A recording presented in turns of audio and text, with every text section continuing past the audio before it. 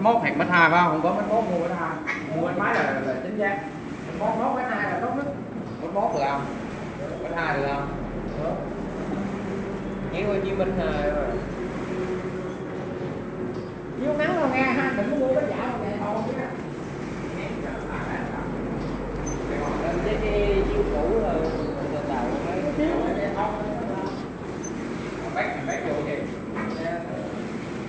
Thôi mình để đó mình học mua cái chiếu dài Có chiếu, mua cái này vào thả mà thờ á. Cái này nó phải cái món à. cái độ dài xuống tới đây thôi, từ đây xuống đây thôi, đừng có dài quá.